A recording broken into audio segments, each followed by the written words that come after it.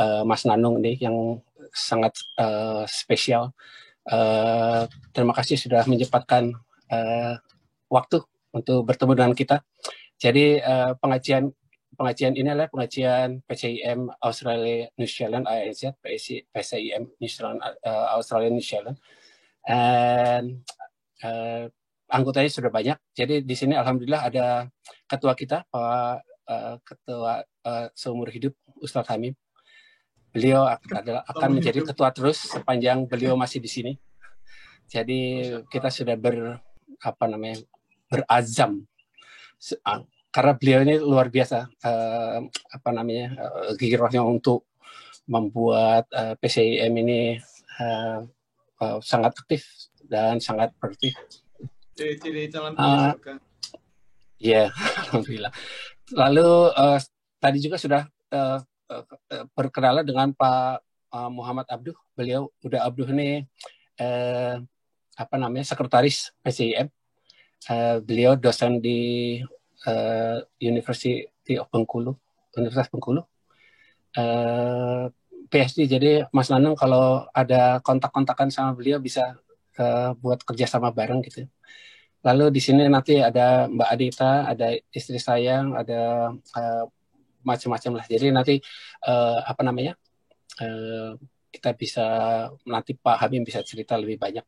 Jadi pengajian ini nanti akan dipandu oleh Pak Abduh sebagai moderator.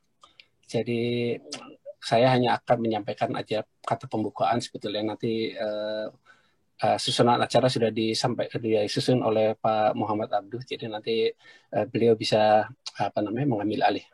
Insya Allah nanti at least pengajian ini akan membuka tali silaturahim yang baru. Jadi alhamdulillah kita berkesempatan untuk mendengarkan secara online kajian dari Mas Nanung di Jogja sana yang very pemahaman terhadap kehalalan sesuatu itu sangat mendalam.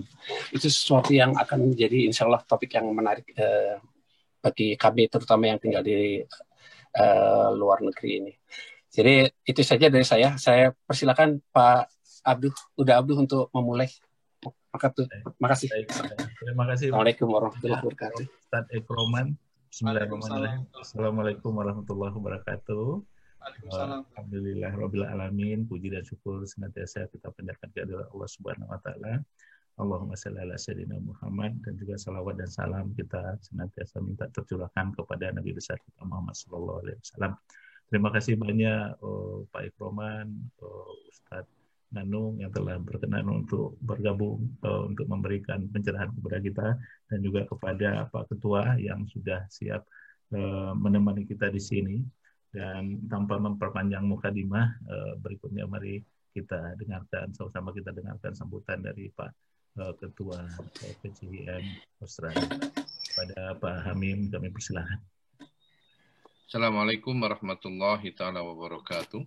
Alhamdulillah wa syukurillah ala ni'matillah, la hawla wa la quwata illa billah, nahmaduhu wa nasta'inuhu wa nastahdi wa na'udhu billah min syururi anfusina wa sayyiati a'malina, may yahdihillahu fala mudilla lahu wa may yudlilhu fala hadiya lahu. Asyhadu an la ilaha illallah wahdahu la syarika lahu wa nashhadu anna Muhammadan abduhu wa rasuluhu la nabiyya ba'dah, ballaghur risalah wa addal amanah wa nasahal ummah wa jahada fi sabilihi haqqa jihadih. Syukur kita kepada Allah Subhanahu wa taala, pada sore hari ini kita dipertemukan secara online kepada saudara-saudara kita di Melbourne, dan terutama kepada Ustadz Nanung ini yang bersedia waktunya untuk membagi pengalaman yang bersama kita.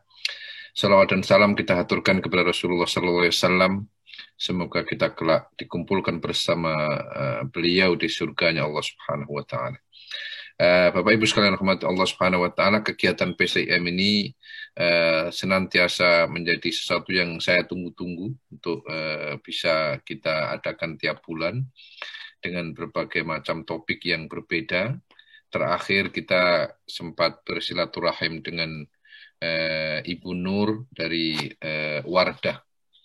Jadi mengenai wirausaha Muslim dan entrepreneurship dan lain sebagainya yang saya kira kita di Australia ini memberi dorongan sebisa kita untuk majunya para pengusaha-pengusaha Muslim yang nantinya akan memberikan kekuatan kepada umat ini. Kemudian pada hari ini kita kemudian diberi kembali kesempatan untuk bisa bersilaturahim dengan Ustadz Nanung yang insya Allah kepakaran beliau dalam masalah makanan halal insya Allah memberikan manfaat kepada kita, khususnya bagi kita yang tinggal sebagai minoritas Muslim di negeri seperti Australia ini. Memilih makanan halal adalah salah satu dari bagian terpenting dari syariat agama kita ini. Kita tinggal dimanapun, di Indonesia, di sini, sebagai mayoritas, sebagai minoritas, memilih makanan yang halal ini adalah bagian pertama dari ajaran agama kita untuk melahirkan kebaikan-kebaikan yang berikutnya.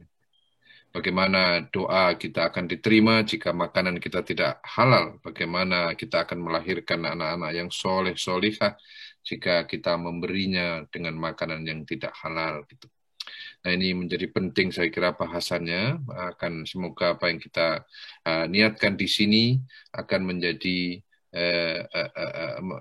cara untuk mempermudah kita menggapai surganya Allah Subhanahu wa taala. Man salaka tariqan yaltamis fihi ilman sahhalallahu lahu tariqan ilal jannah insyaallah.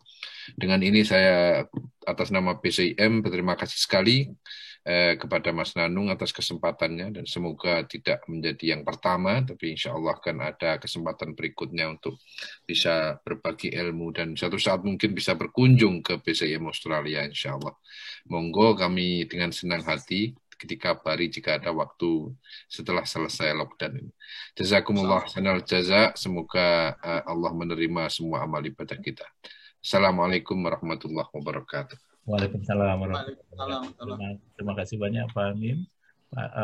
Mas Nanung, saya juga ingin menyampaikan bahwasannya di Australia ini kita ada beberapa provinsi kayak states gitu ya. Nah, alhamdulillah ini kita ada yang dari New South Wales, ini Mas Nurmanto, dari Brisbane ini Mbak Farida kalau nggak salah, dan insya Allah nanti akan bergabung lagi yang lain yang mewakili daerah-daerah dari Australia.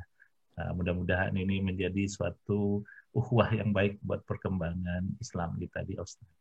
Baik, berikutnya kita di sini kita sudah ada ananda kita Nabila Setiawan supaya kita dapat berkah dari kegiatan ini.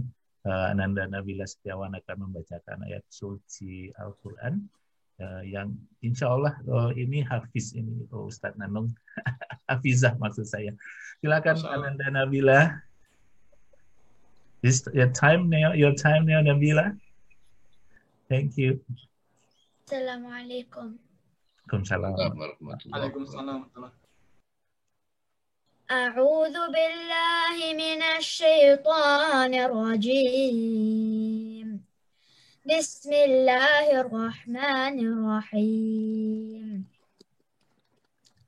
يا أيها الذين آمنوا أوفوا بالعقود أحلت لكم بهيمة الأنعام إلا ما يتلى عليكم غير محل الصيد وأنتم حرم إن الله يحكم ما يريد.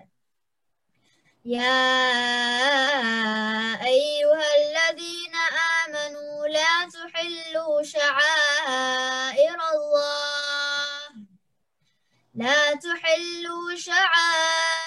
الله ولا الشهر الحرام ولا الهدي ولا القلائد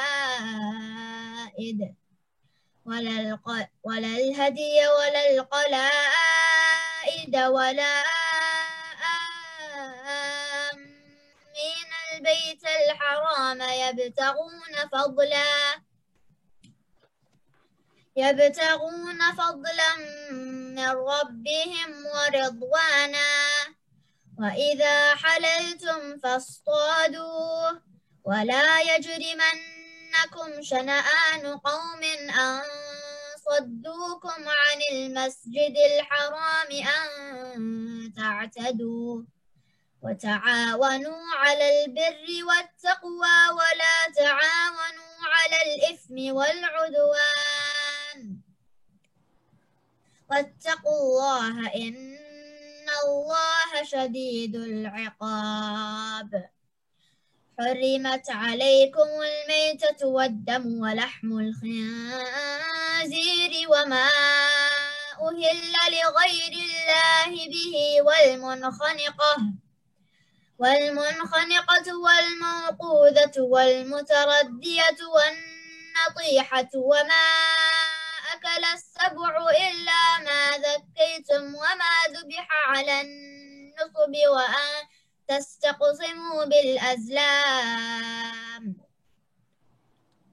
ذلكم فسق اليوم يئس الذين كفروا من دينكم فلا تخشوهم واخشون اليوم أكملت لكم دينكم وأتممت عليكم نعمتي ورضيت لكم الإسلام دينا فمن اضطر في مخمصة غير متجانف الإثم فإن الله غفور رحيم يسألونك ماذا أحل لهم قل أحل لكم الطيبات وما علمتم من الجوارح مكلبين تعلمونهن مما علمكم الله فكلوا مما أمسكن عليكم واذكروا اسم الله عليه واتقوا الله إن الله سريع الحساب اليوم أحل لكم الطيبات وطعام الذين أوتوا الكتاب حل لكم وطعامكم حل لهم والمحصنات من المؤمنات والمحصنات من الذين أوتوا الكتاب من قبلكم إذا آتيتموهن أجورهن محسنين غير مسافحين ولا متخذي أخدان ومن يكفر بالإيمان فقد حبط عمله وهو في الآخرة من الخاسرين صدق الله العظيم. Terima kasih banyak Ananda Nabila. Alhamdulillahirrahmanirrahim. Semoga Allah Subhanahu Wa Taala senantiasa melimpahkan pahalanya buat terutama Ananda, kedua orang tua dan kita yang mendengarkannya. Masya Allah, luar biasa. Baiklah, yang kita tunggu-tunggu adalah kita akan mendengarkan tasyah dari Al-Ustadz Nanung Danardono, PhD. Beliau adalah Direktur Halal Research Center di Fakultas Peternakan Universitas Gadjah Mada, Yogyakarta. Selain sebagai dosen dan peneliti pasca sarjana di Fakultas Peternakan Universitas Gadjah Mada. Beliau juga menyelesaikan program PhD-nya di University of Glasgow, Skotlandia. Tanpa memperpanjang mukadimah kepada Ustadz Nanung, kami persilahkan. Assalamualaikum warahmatullahi wabarakatuh. Waalaikumsalam warahmatullahi wabarakatuh. Alhamdulillahi rabbil alamin. Waladhi ansala sakinata fi qulubil mu'minin yazdadu imanan ma imanihim.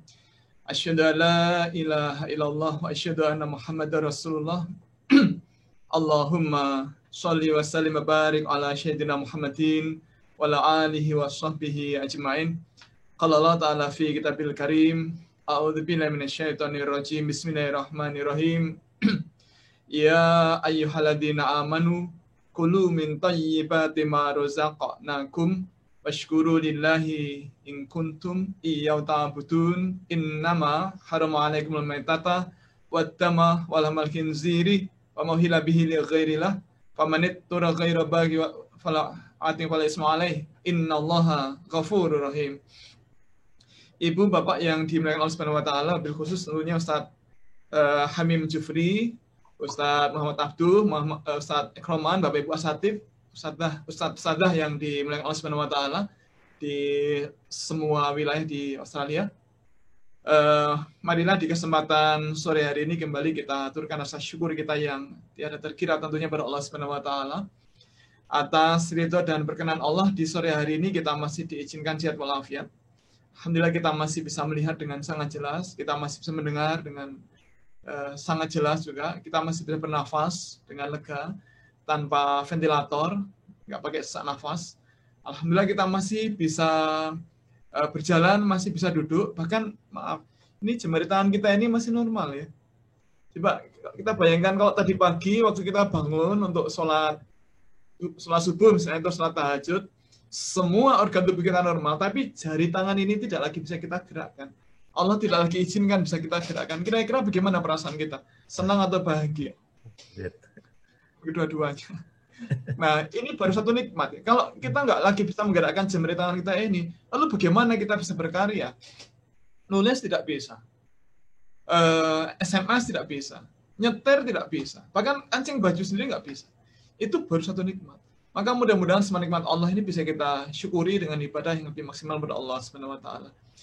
Yang kedua, semoga salawat dan salam senantiasa Allah limpahkan kepada baginda Rasul Muhammad sallallahu alaihi wasallam, dan semoga Allah limpahkan pula kepada keluarga beliau, juga sahabat beliau, para tabi'in, para alim ulama, dan semoga terlimpah ruah pula kepada kita semuanya yang sore ini menyimak secara online. Ibu, Bapak, pertama izinkan saya mengaturkan ucapan terima kasih jazakallah khairan jaza atas undangan bisa bersilaturahim ke Australia ini meskipun secara online. Tadi memang pakai first flight in my dream, terbang pertama begitu. Alhamdulillah bisa datang lebih awal. Ya tadi sudah diperkenalkan, nama saya Nanung Danardono. Pekerjaan asli saya PNS, ngajar di Fakultas Peternakan UGM. Kemudian sejak 2001 diminta bergabung di Majelis Ulama. Waktu itu menjadi pengurus LPPOM, Lembaga Pengkajian Pangan, Obat dan Kosmetika. Nah, sejak 2001 saya menjadi auditor sertifikat halal MUI, begitu LPPOM MUI. Sempat jadi sekretaris eksekutif 2 periode, sempat jadi bendahara dan seterusnya. Kemudian sejak 5 tahun terakhir, 45 tahun, ya ini ditugaskan Pak Dikan jadi Direktur Halal Research Center. Nah, kita memang termasuk yang harus sangat kita syukuri. Ala kulli hal kita harus bersyukur pada Allah Subhanahu wa taala bahwa kita ini masih diizinkan bisa menikmati hari ini. Dan ketika wabah begini kita berkreasi, alhamdulillah kemudian tidak berhenti untuk berkarya. Nah, termasuk ketika ada wabah ya, pelatihan kurban masih terus. Nah, kemarin kita mengadakan pelatihan kurban, ibadah kurban begitu secara online. Alhamdulillah peserta masih banyak, ada 770 orang yang ikut secara online begitu. Kemudian kita juga menyampaikan rekomendasi penyembelihan hewan kurban dengan protokol COVID-19. Kemudian ya, selama beberapa hari yang lalu kita baru saja menyelesaikan kuliah halal class. Halal class ini adalah kuliah online, peserta semua orang dimanapun boleh ikut. Di catatan kami peserta yang dari US itu 1 orang, kemudian Belanda 8 orang, Spain 1 orang, UK 3 orang, Norway itu 5 orang, Germany 2 orang, Finlandia 1 orang, Australia ada 8 orang, termasuk banyak, Brunei 1 orang, Malaysia, Taiwan, Jepang ada 6 orang, KSA, Korea Selatan dan seterusnya. Total peserta info dari admin kita itu peserta 8.460 yang terdaftar resmi. Nah, kita menyampaikan ada 17 judul. Setiap pekan itu 1 judul begitu, dan selama 1 semester 17 pertemuan kita membahas halal haram. Nah, hari ini kita membahas 1 tema.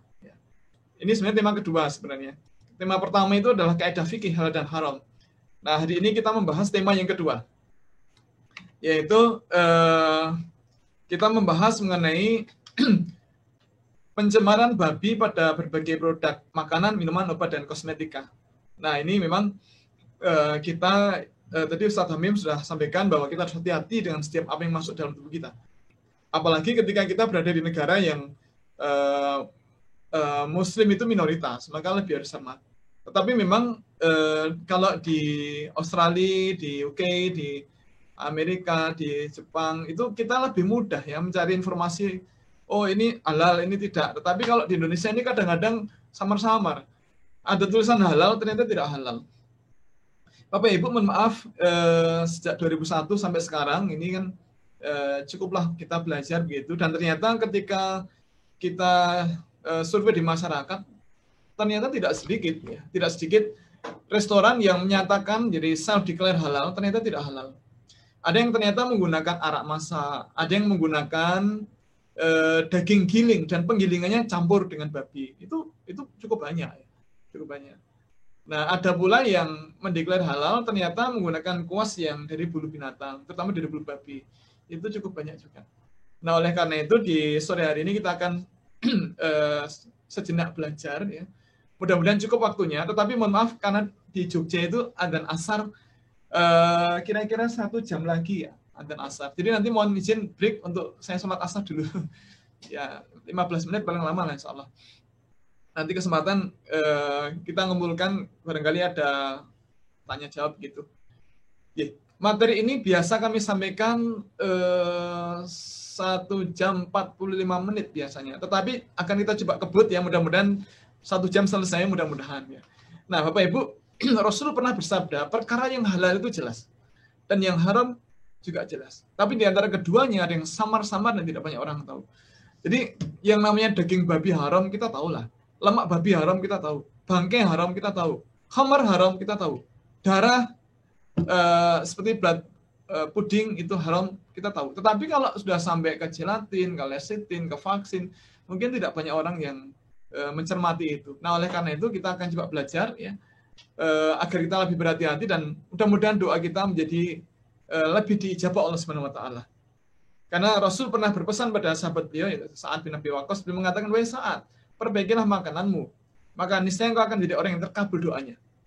Dan demi jiwaku yang ada di tangan Allah, di tangannya, sungguh jika ada seseorang yang memasukkan makanan haram dalam mulutnya, maka tidak akan diterima amal-amalnya selama 40 hari." Nah, ini kita bayangkan, kalau kita sengaja memakan makanan haram di bulan Sya'ban, akhir Sya'ban, itu Ramadan hilang Ramadan. Karena amal kita nggak diterima. Kalau kita sengaja memakan makanan yang tidak halal. Nah, bagaimana kalau tidak sengaja? Oh, kalau tidak sengaja, Allah tidak membebani kita di luar kemampuan kita. Nah, kalau tidak sengaja, yaitu dimaafkan Allah. Tapi kalau sengaja, nah ini lain cerita. Nah, oleh karena itu, mari kita sejenak belajar dari babi. Ini binatang yang barangkali bagi umat Islam ini jadi binatang spesial. Karena begitu kita mendengar kata babi, kita langsung mundur jaga jarak. Kita jadi alert, kita menyala itu ya, langsung menyala. Oh, ini ada babi, mundur. Nah, oleh karena itu, kira-kira Bapak Ibu, bagian dari babi yang bisa diolah, dimanfaatkan untuk manusia apa saja? Daging, kemudian apa lagi? Lemak, terus kira-kira apa lagi Bapak Ibu? Mari kita explore. Kulit. Karena kita biasanya diskusi ya. Kulit. Jadi ada daging, lemak, kulit, kemudian bulu. Oh ya, bulunya untuk kuas ya. Untuk kuas, apa lagi kira-kira? Tulang bisa dipakai. Apalagi? Jeroan. Apanya? Saya dengar salah satu makanan populer tuh kuping babi itu, saya nggak tahu. Oh ya. Kuping babi. Yang kenyal itu ya. Spare part ya. Oh, ya. Dalamannya. Ya, organ dalam. Ternyata ya organ dalam dipakai untuk salah satunya cangkok jantung ya. Dan yang lain. Nah, mari kita coba sekilas kita lihat video dulu ya. Video di UK. Sebentar. From the clothes we wear to the cars we drive. From what we use to look good to what we use to relax. Our lives are full of products. And our products are full of animals. Could knowing that so many of our favourite items contain animals change the way we feel about them forever? Tonight, it's the pig. Skill. Oh my gosh. Mine's a fiddle. The pig and his skin have parted company, and the skin is is ready to go off to the tanning factory. Kulit, tas, dan yang lain-lain. Luxurious leather. Getting the pigs, and for the rest of the pieces, we are getting the leather, and after that, you can buy a fancy goods like shoes, bags, fancy Sepatu, tas, leathers, and stuff like dompet, that. Here mesin we have HP. the packing machines. We have to take the fat out from the skin and the fat coming out from the other side, so we can take a look. Untuk apa lemaknya? We are selling that fat, and after that, the other company is producing the hand soap, eyeliner, mascara, for a cream, and for a head, and for a hand soap, straight from here. Kosmetik ya. Mascaras, makeup, cosmetics. You know, there's lots of cosmetics that contain animal fat. Yeah. That's animal fat. Really disturbing. As surprising as it may be to Sade and Prince, animal fats are still used in lots of products we use every day, from makeup to hand wash and even soap. I'm going to get the pig now, and you're going to put it into this pig tank, which will remove the hair. The tank's set at a temperature of about 66 degrees, so it doesn't actually cook the pig, but what it does, it loosens the hair. And The hot water also cleans the pig's skin and removes contamination. Oh, look at that! what a difference. I'm going to follow the hair onto the next stage of its journey into a hairbrush, as hard as that is to imagine right now. We can turn this wild boar bristle into a finished hairbrush. Something like that. That's the auction offering. This is rare breed boar bristle. But Not that much, is it? no, it's not that much. It doesn't really. I mean, look in here. You've got an awful lot of bristles, haven't you? I know. Where are all these from? All the bristle comes from either China or India. Yeah. It's been a fascinating journey. So here it is, one of the most common everyday products in the world. But how many people actually think about how it's made and what it's made of? I mean, do you consider that every day you're running pig hair through your own hair? Ya ternyata kemana-mana ya. Tidak hanya dagingnya, tidak hanya lemaknya, tapi juga bulunya dan macam-macam ya.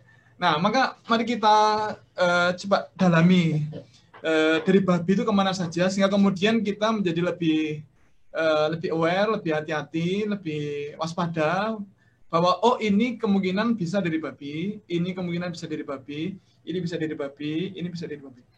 Nah, tentu bukan membuat kita jadi takut, tidak, tapi kita menjadi lebih paham dan lebih waspada. Nah, ya memang kenyataan di lapangan, babi adalah binatang yang luar biasa begitu.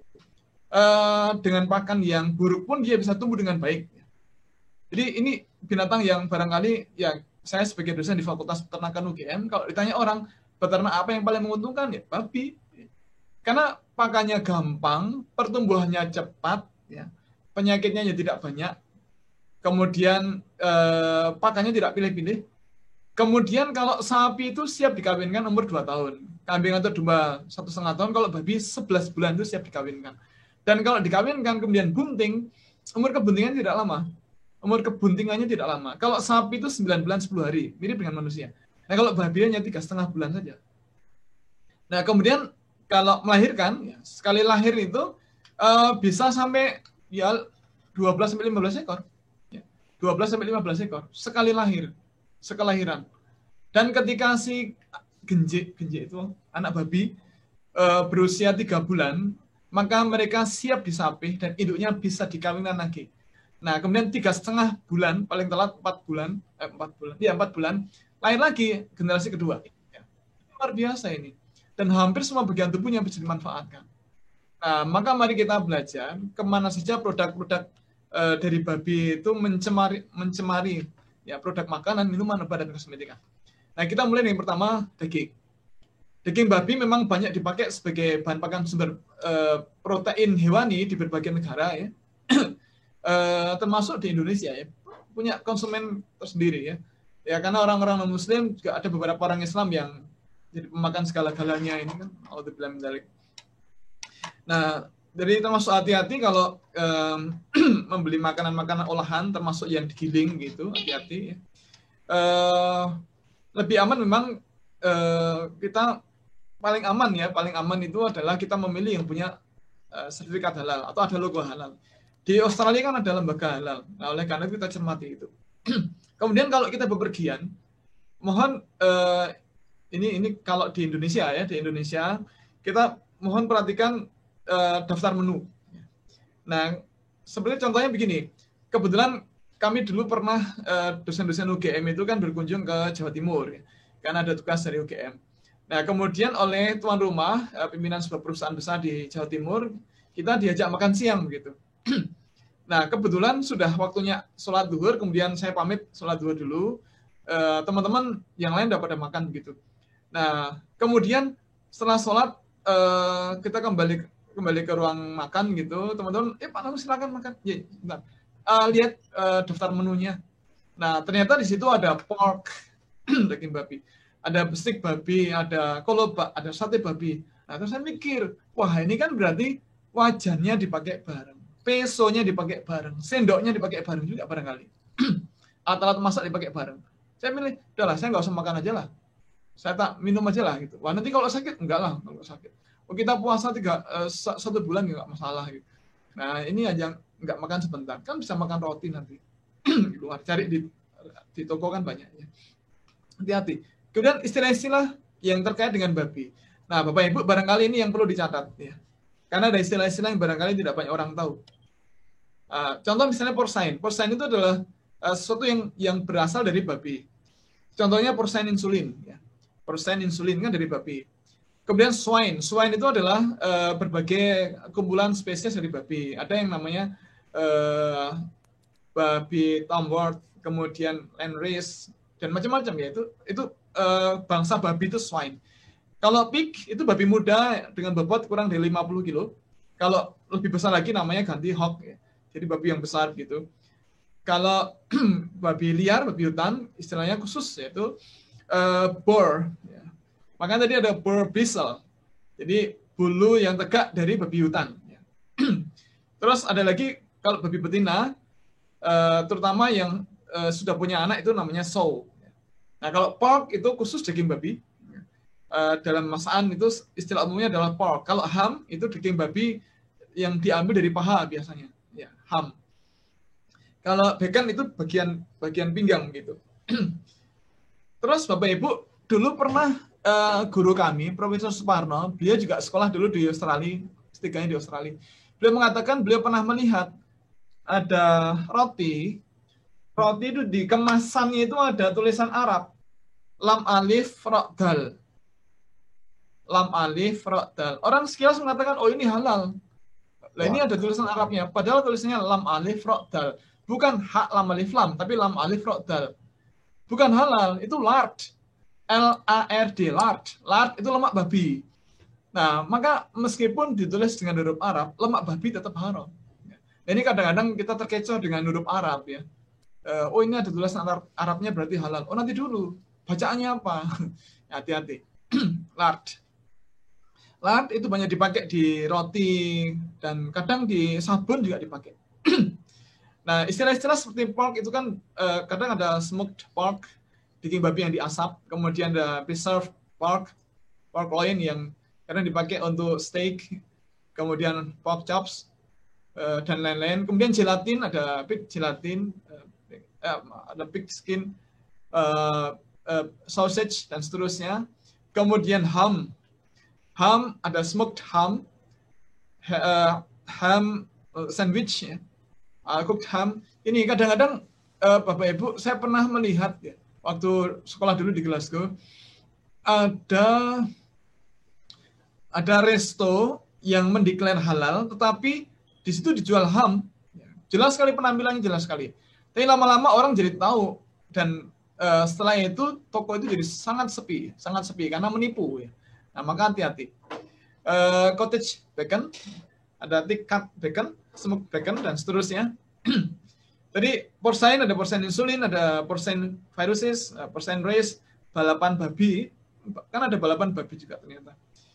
Swine ini contoh swine influenza, flu babi, kemudian ada swine byproduct ini ternyata dipakai pula untuk krayon, alat gambar.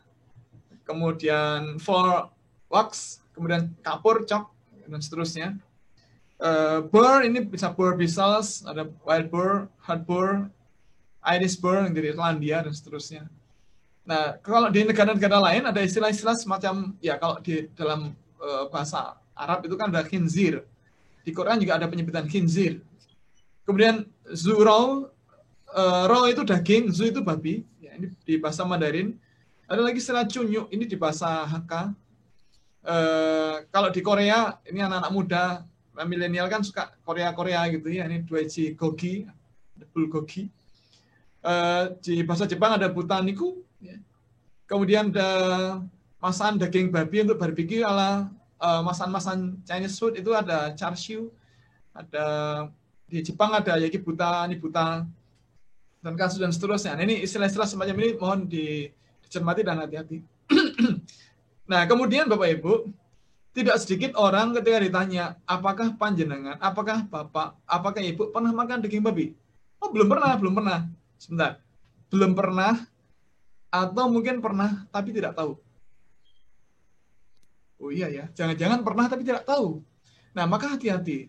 Nah, Bapak Ibu, seringkali kita sampaikan di forum-forum pengajian, mari hati-hati, mari mencermati. Daging babi dengan daging sapi itu berbeda. Perbedaannya misalnya, kalau daging sapi itu warnanya merah tua, daging babi merah muda. Kemudian lemaknya beda. Lemak sapi itu warnanya putih. Ini kan putih, lemak sapi putih. Nah, kalau lemak babi warnanya kuning krem. Jadi beda warna lemak. Lemak sapi itu putih, lemak babi kuning krem atau putih tulang. Yang ketiga, masih di lemak. Ini saya foto di pasar di dekat rumah saya, jam 7 pagi, belum siang. Ternyata lemak sapi itu di suhu kamar dia padat dan mudah dilepas, dititih begitu. Nah, kalau lemak babi dia basah lengket, dia bergabung dengan daging dan suka dipisahkan dari daging. Yang keempat, seratnya beda. Serat daging sapi itu lebih tebal daripada serat daging babi. Maka beef steak itu alot, kalau pork steak itu lebih empuk ya. Atau bacon steak itu lebih empuk. Dendeng sapi itu alot, dendeng babi itu empuk.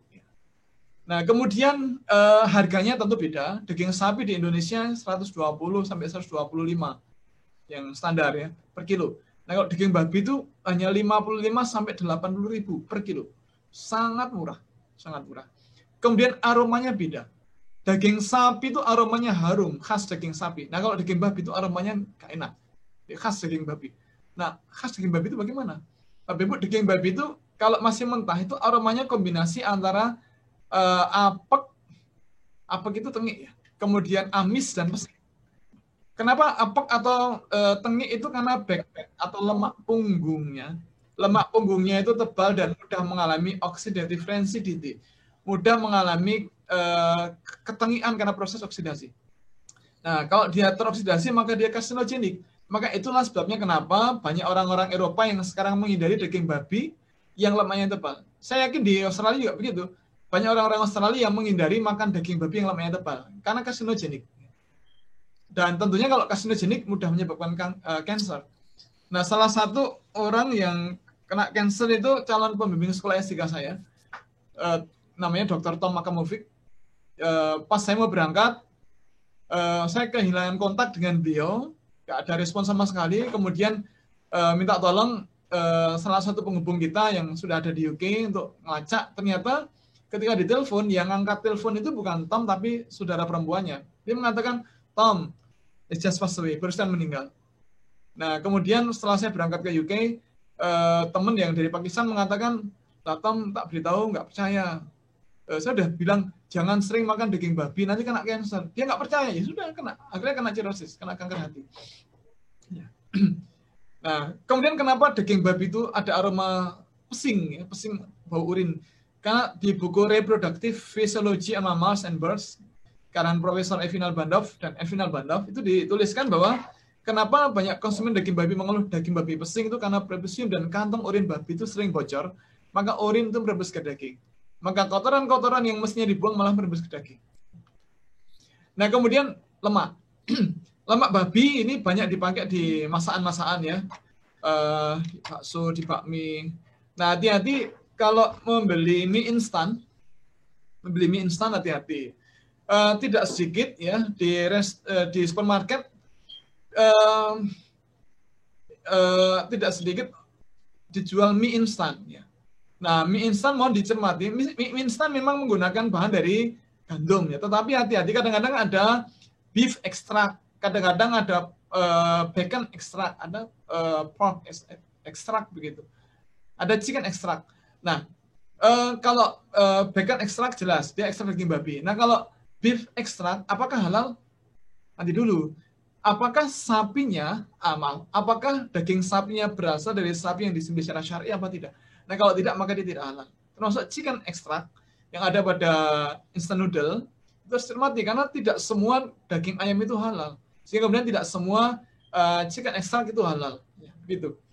Nah, kemudian kue dan roti juga kadang ada tambahan lard.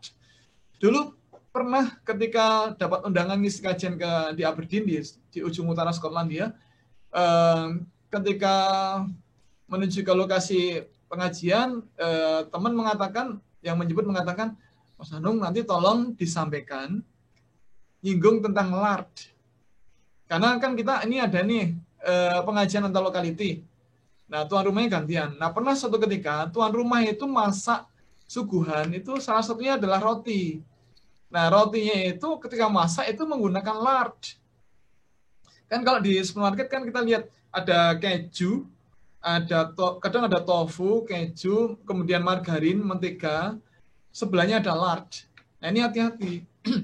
Nah, waktu itu kata beliau, saya ingatkan, ibu ini, Bu, lard itu lemak babi. Gak percaya malah marah. Sekarang malah saya di apa namanya, gak pernah mau nyapa saya lagi loh. Ya, jadi hati-hati, lard itu lemak babi, kadang dipakai di roti. Apalagi konon kalau dipakai di roti itu membuat aroma roti menjadi sangat semerbak gitu. Dan lebih legit. Nah, ini hati-hati. Kemudian ada emulsifier. Bapak Ibu, sempat ada hoax, berita bohong mengatakan kode E adalah kode babi. Mohon maaf, itu hoax. Tidak benar. Kode E itu adalah INS, International Numbering System. Itu penomoran internasional untuk food additives. Sebagai bahan tambahan pangan.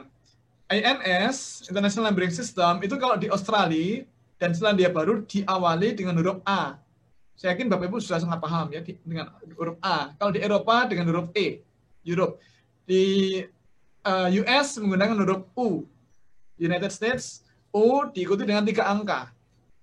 Nah, Bapak Ibu, kode A, E, atau U diikuti dengan 3 angka. Ini bukan kode babi, tapi kode bahan tambahan pangan.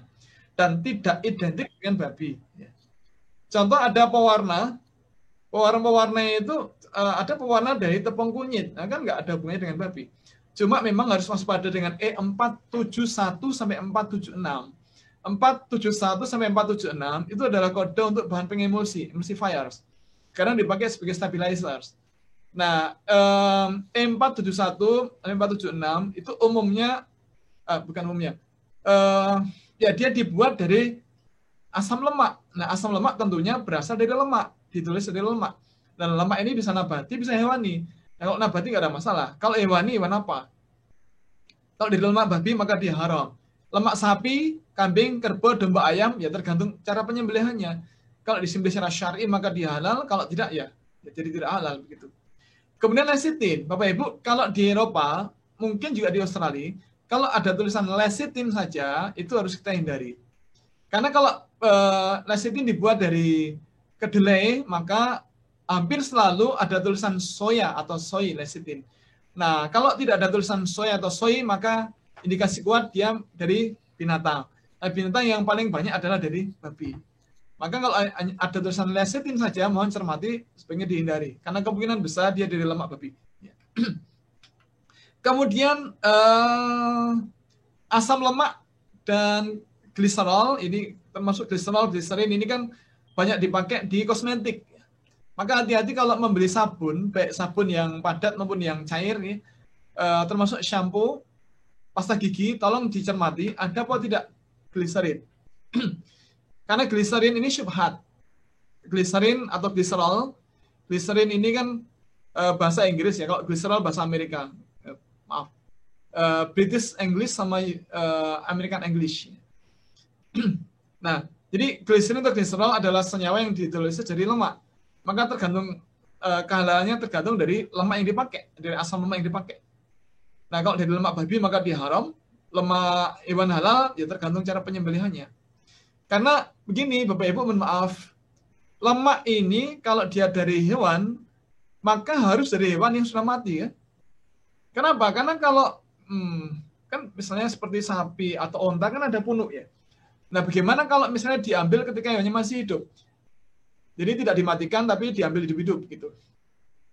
Ada hadis dari Abi Waqid Al-Laitsi mengatakan bahwa Rasul pernah bersabda, setiap bagian tubuh al-bahimah, binatang yang terpotong ketika hewannya masih hidup, maka ia adalah bangkai. Nah, bangkai ini kan haram tentunya. Di Quran disebutkan sampai 4 kali pengharaman bangkai. Nah, sempat heboh di Indonesia dulu ada sabun camai atau kamai. Sempat diisukan dari lemak babi. Allah alam bisawab. Saya tidak tahu kebenarannya itu benar apa salah. Yang jelas di Indonesia itu ada banyak sekali sabun dengan sertifikat halal, tapi sabun ini tidak punya sertifikat halal. Itu tidak tahu sebenarnya bagaimana. Nah, maka hati-hati, termasuk dulu ketika masih sekolah, kalau membeli sabun, pasta gigi, shampoo ya, mesti dilihat pendalamnya ada nggak gliserin. Nah, kalau ada gliserin, hindari. Lain cerita kalau seperti di UK itu ada logo-logo untuk teman-teman yang vegetarian, apalagi vegan. Nah, kalau ada logo vegetarian atau vegan, maka insya Allah aman. Artinya apa? Kalau ada turunan lemak, ya, seperti gliserin atau lecithin, maka dia bukan dari lemak binatang. Nah, kemungkinan besar adalah lemak tanaman. Maka kadang-kadang logo vegetarian itu bisa kita pakai sebagai penunjuk atau indikasi, oh ini kira-kira asalnya bukan dari hewan. Ya, kadang termasuk gliserin. Gliserin ini kadang di kapsul. Bapak Ibu yang dari medis tentu paham ya, obat itu kan ada yang bentuknya kapsul. Ada tablet, pil, serbuk, atau puyer. Ada yang kapsul. Nah, kapsul itu ada yang utuh, ada yang lepasan gitu. Nah, obatnya dimasukkan, kemudian dimasukkan, ditutup. Nah, supaya tidak lepas ini dilem. Nah, lemnya ini umumnya menggunakan gliserin. Nah, gliserin ini bisa, sekali lagi bisa nabati, bisa hewani. Kalau nabati nggak ada masalah. Kalau hewani, hewan apa? Maka sebaiknya tidak sakit. Sebaiknya jangan sakit. Nah, kalau sakit, nah ini berobatlah ke dokter yang kira-kira paham. Atau hindari ya. Hindari, kita bisa minta dokter kalau ada obat yang tidak di kapsul. Kira-kira begitu.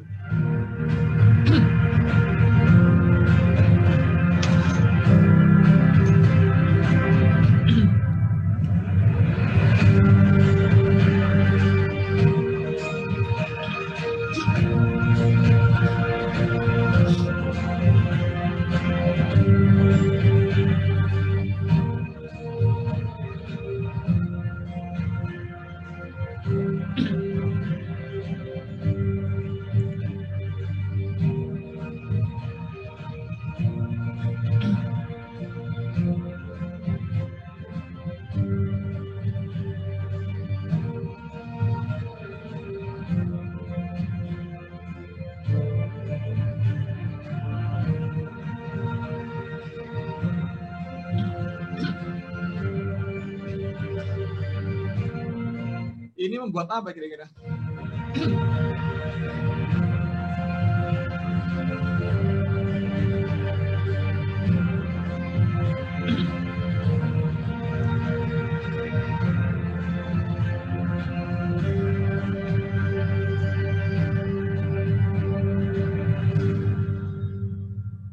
Oke, Bapak Ibu mohon jangan membelikan anak permen-permen kenyal. Semacam marshmallow begitu ya. Mohon jangan membelikan soft candy untuk anak-anak. Kecuali yang jelas-jelas punya sertifikat halal. Kenapa? Karena tidak sedikit soft candy itu yang menggunakan bahan pengenyal. Misalnya dari gelatin dari babi. Dulu ketika sekolah juga setiap akhir tahun kan saya pulang ya, karena anak SD di Indonesia tidak ikut. Nah, pas mau pulang itu kan pengen membelikan aman, termasuk permen-permen kenyal-kenyal itu kan banyak sekali, London itu kan macam-macam nih. Nah, tapi pas mau beli, wah ini pengenyalnya dari apa? Bapak Ibu, yang namanya permen itu kan harusnya kan keras. Permen itu harusnya keras. Ya kalau kemudian dia jadi lunak, jadi soft. Nah, bahan apa yang membuat dia jadi soft. Nah, ini yang penting. Apakah di pengenyalnya itu dibuat dari modified starch, pati yang dimodifikasi, atau dari gum Arab, atau dari karaginan, atau dari beras ketan, atau dari rumput laut, atau dari bahan dari binatang. Nah, kalau dari binatang dari apa? Kan dari tulang itu kan bisa dibuat gelatin. Gelatin bisa dipakai untuk pengenyal ini. Bahkan dari tulang itu bisa ini, maaf Bapak Ibu, air minum dalam kemasan ini pun harus kita cermati halal atau tidak. Dulu pernah orang mengatakan MUI itu iseng, kurang kerjaan. Loh, kenapa kurang kerjaan? Ini kan air, jelas air, AMDK, air minum dalam kemasan. Kok ada sertifikat halal ini lebay? Ya kita katakan, loh, bukan lebay, tapi kami pernah menemukan ada perusahaan air minum menggunakan arang, tulang babi sebagai cartridge filter penyaringnya. Jadi bukan karena lebay, karena kita hati-hati gitu. Terus pernah pula ketika audit sertifikat halal perusahaan air minum, ada bahan yang dipakai itu biokeramik. Nah, kita nanya, ini kok ada biokeramik itu? Ya, insting kita ada kata-kata bio. Bio berarti dari organ, bisa tanaman, bisa dari binatang. Karena kan dia bahan organik berarti. Ada kata-kata bio. Nah, terus kita nanya, ini bahan ini apa? Wah, kita nggak tahu. Oke, gini aja lah. Dibuat gampang. Sekarang tolong kita minta MSDS-nya.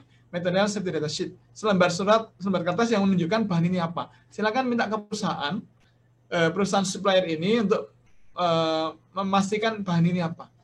Nah, ternyata sudah 11 tahun tidak dikirimkan ya, 11 tahun sertifikatnya pending. Ya. Kita tidak bisa berbasis kira-kira apa enggak, tapi pastinya apa ini. Nah, gitu. Kemudian gelatin tidak hanya dipakai untuk soft candy, tapi juga dipakai sebagai bahan menghilang anti keruh, minuman keras maupun anti keruh ini jus buah. Jadi kalau minuman keras seperti brandy, whisky, scotch, wine itu penyaringnya menggunakan dari gelatin babi, maka anti keruhnya menggunakan gelatin babi, maka tingkat keharumannya 2 lapis kan. Minuman keras, kemudian anti keruhnya dihilangkan menggunakan bahan dari tulang babi. Nah, juga begini, dulu waktu sekolah juga pengen beli es krim, kan macam-macam ya di sana itu kan macam-macam. Pengen beli, tapi pas mau beli terus mikir, ini anti lumernya itu pakai apa? Es krim kan harusnya kan mudah lumer, tapi kok nggak mudah lumer itu pakai apa? Pakai bahan-bahan nabati atau bahan-bahan hewani. Nah, kalau hewani bisa jadi dari gelatin. Nah, gelatin hewan halal atau hewan haram. Nah, kalau ice cream itu ada logo suitable for vegetarian, maka berarti pengenyalnya, anti lumernya aman.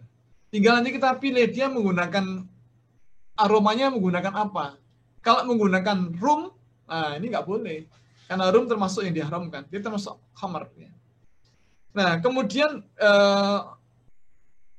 untuk industri obat juga kapsul masih juga banyak yang tidak jelas begitu ya. Memang ada beberapa produk kapsul yang punya sertifikat halal.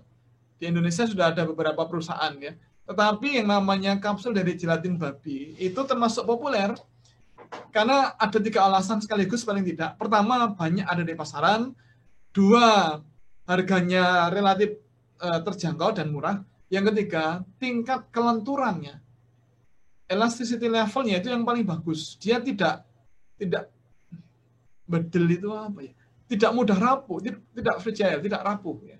Dia ulet ya. Ulet, tapi ketika masuk ke perut dia bisa melindungi, begitu masuk ke usus halus nanti terurai situ. Ya.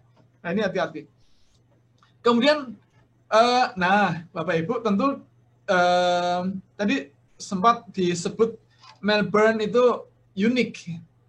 Karena sehari bisa 4 musim. Nah, saya jadi ingat ini kan ada gambar susu ya, susu bubuk. Bapak Ibu, untuk mencegah penggumpalan produk-produk yang bentuknya serbuk, itu kadang ada yang namanya anti-caking agent, senyawa anti gumpal. Banyak dipakai di bahan-bahan yang bentuknya serbuk, seperti susu bubuk, kemudian gula, garam, maizena, tepung terigu, kopi, bubuk, dan yang lain yang bentuknya bubuk. Kadang-kadang itu ada anti caking agent, bahan anti gumpal. Nah, bahan anti gumpal ini umumnya dibuat dari mineral tulang. Meskipun ada pula yang bukan dari mineral tulang, ada yang dari arang tambang, ada yang dari arang kayu, ya. Bukan arang tambang. Dari mineral tambang ya, main. Ada pula yang dari charcoal, dari arang kayu. Ada pula yang dari arang tulang binatang. Nah, maka memang kalau ada logo halal lebih aman. Kalau tidak ada ya minimal yang ada logo vegetarian. Kalau nggak ada hati-hati. Pilih yang tidak ada anti caking agent lebih aman. Dan kemudian ternyata tidak berhenti di situ. Dari tulang ini bisa diolah jadikan lem. Nah, lem untuk perekat sandpaper ya dan yang lain-lain. Nah, kemudian Ibu Bapak sepatunya mereknya apa? Nah, yakinkah kita itu tidak dari kulit babi? Nah, ini Bapak Ibu mohon cermati karena kulit babi itu punya ciri khas di mana ada lubang bekas sabutan bulu yang membentuk pola titik segitiga semacam ini. Segitiganya itu bisa segitiga sama sisi seperti ini, bisa sama kaki. Ada yang jejer kanan kiri begitu. Nah, saya pernah tabayun ini ke dosen akademi kulit di Jogja. Saya nanya, apakah informasi ini benar? Oh iya betul, memang kulit babi itu punya ciri seperti ini. Ini Bapak Ibu, ini tidak ditemukan di kulit sapi, kulit kambing, kulit ayam, apalagi kulit kacang itu nggak ada. Ini hanya ada di kulit babi. Maka jika di sepatu kita, di tas kita, di casing HP, atau kalep jam, atau sabuk itu ada ciri semacam ini, maka itu indikasi kuat dia bahannya dari kulit babi. Contoh produk ini, ada titik segitiga, ini kan kelihatan nih. 3. Memang ada yang acak ya, ada yang acak. Bahkan ketika diberi warna putih pun masih kelihatan nih. 3.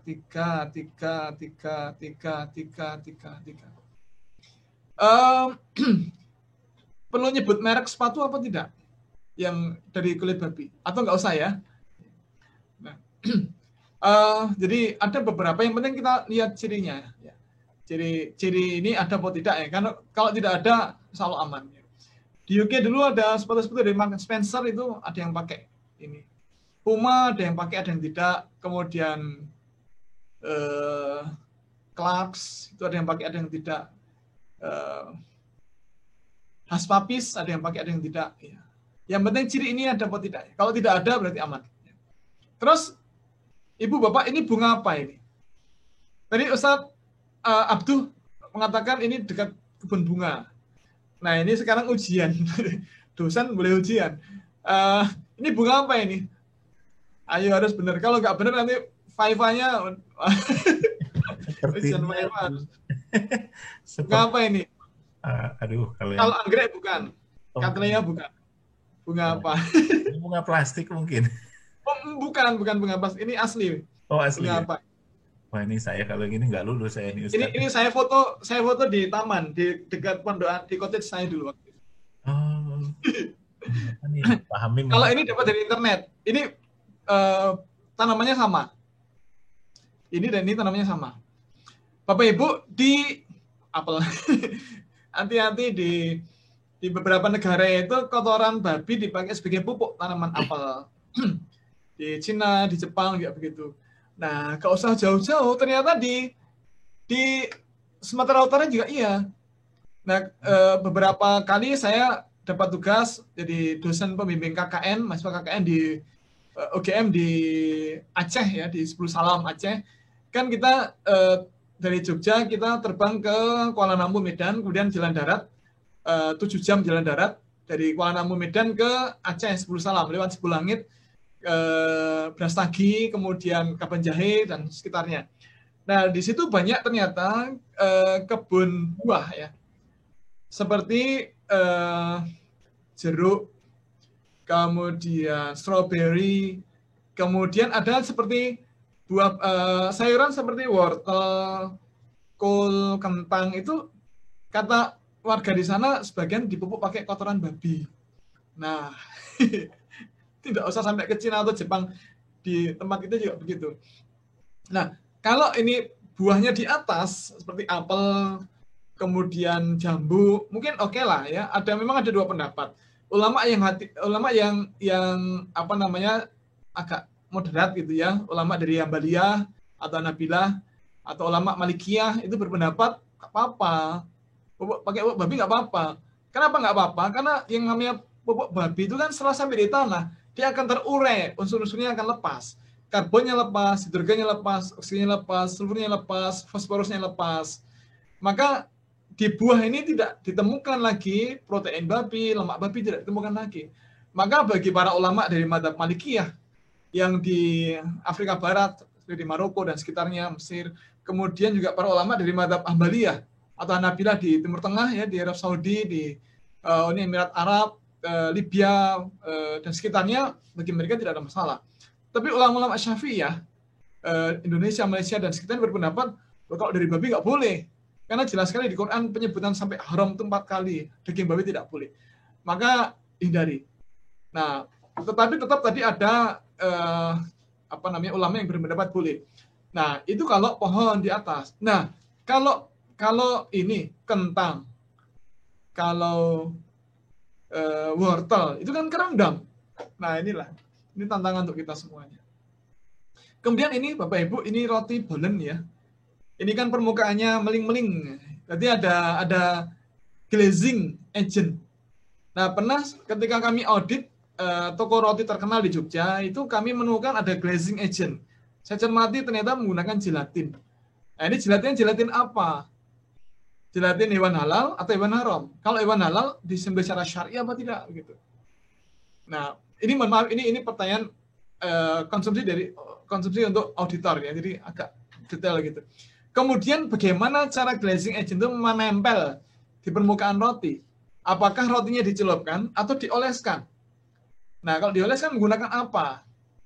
Nah, yakinkah kita bahwa roti yang kita konsumsi itu tidak kena najis, tidak mutanajis, tidak tersentuh benda najis? Yakinkah kita begitu?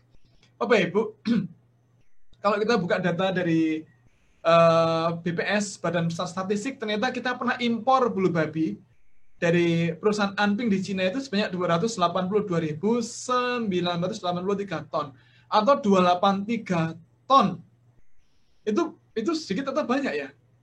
Ibu Bapak, kalau bulu babi 1 kilo dengan besi 1 kilo, lebih berat yang mana? Bulu babi 1 kilo dengan besi 1 kilo, lebih berat yang mana? Ya jelas sama-sama 1 kilo. Sama-sama 1 kilo. Tapi kalau bulu babi 1 kilo itu seberapa? Itu kan banyak sekali. 1 karung paling ya 3 kilo, 4 kilo. Ini 283 ton. Banyak sekali. Nah, ternyata itu dipakai untuk diimpor untuk membuat kuas cat tembok. Nah, ternyata banyak pengusaha makanan tidak paham. Dipakailah kemudian untuk mengoleskan mentega, margarin, atau telur di permukaan roti. Seperti ini. Nah, hati-hati. Termasuk yang hitam, ini kan ada babi hitam. Ya. Nah, semacam ini, hati-hati. Nah, Bapak Ibu, ada beberapa cara untuk membedakan ini dari bulu binatang atau dari plastik. Nah, ini kita belajar sebentar. Bagaimana membedakan bulu yang dipakai, bulu kuasnya dari bulu binatang atau dari plastik. Saya ada beberapa contoh sebenarnya. Ini kalau di Indonesia, ada beberapa contoh ya, ada di kantor karena sering dipakai untuk ngisi kajian. Bapak Ibu, ini dari bulu binatang. Atau ini. Ini dari bulu binatang. Yang ini beda, ini dari plastik polyester. Jelas sekali penampilannya beda, plastik polyester. Ini juga beda, plastik polyester. Ini juga beda lagi yang ini.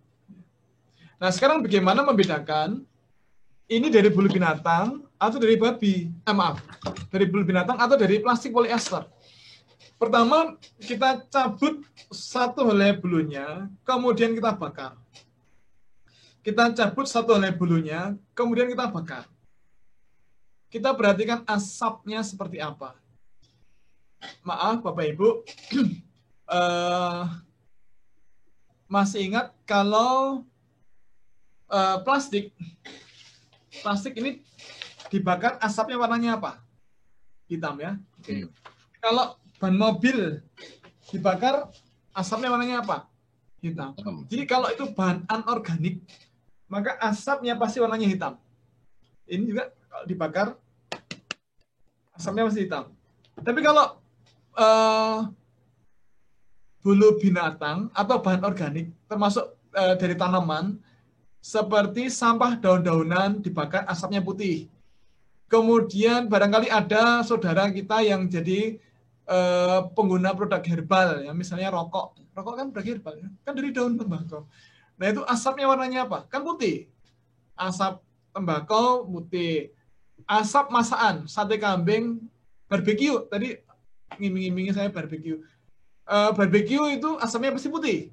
Nah kalau asapnya hitam itu berarti daging palsu itu, daging plastik. Nah maka cabut satu helai bulunya dibakar. Nah kalau asapnya warnanya putih dan baunya sama dengan rambut kita yang kebakar, maka dia bulu binatang. Asapnya putih dan baunya bau agak sangit itu apa ya? Maka jelas dia bulu binatang. Kalau dari plastik asapnya hitam dan baunya bau plastik kebakar.